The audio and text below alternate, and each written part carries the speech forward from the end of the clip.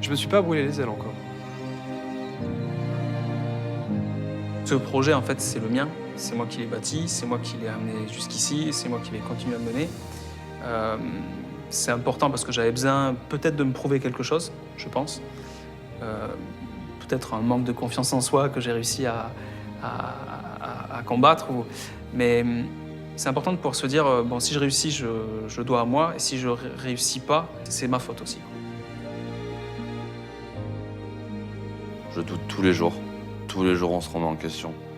Tous les jours, on se demande pourquoi... Enfin, pas pourquoi ça va pas. Comment ça peut aller mieux.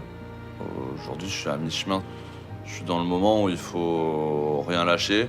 Il faut continuer à avancer. Il faut continuer à se dire que parfois, il y a des choses qui sont moins graves que d'autres.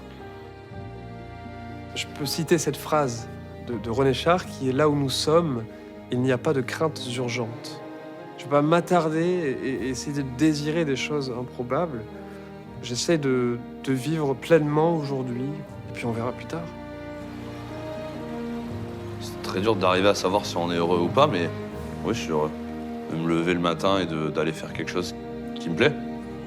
C'est ça mon plus grand bonheur. Mon plus grand rêve, ce serait que, à un moment donné, on puisse reconnaître le travail qui a été fourni et qui est fait quotidiennement au restaurant. Et à un moment donné, ça passe indéniablement par une étoile Michelin. Parce que, oui, c'est un rêve de gosse qui viendrait récompenser tout le travail personnel que j'ai fait avec l'ouverture du restaurant, mais surtout le travail des équipes, parce que je suis pas tout seul, et heureusement, parce que tout seul, je pourrais pas faire tout ce que j'imagine.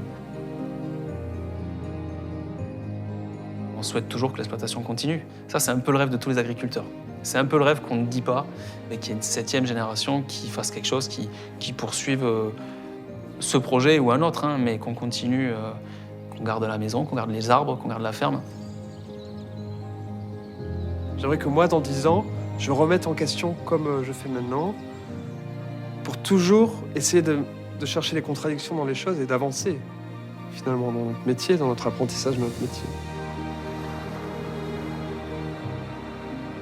Dans 10 ans, je me vois au même endroit. Et j'espère pas avec la même charge de travail. Du coup, je suis qu'à la première année de ma 2e vie. Je me donne un objectif et il n'y a rien qui m'arrêtera avant de l'atteindre. Je pense qu'être jeune, entrepreneur et audacieux, ça fait du bien à l'agriculture. On a besoin d'idées nouvelles, on a besoin de se démarquer, se défoncer et puis montrer que les nouvelles générations, on en a aussi dans le ventre.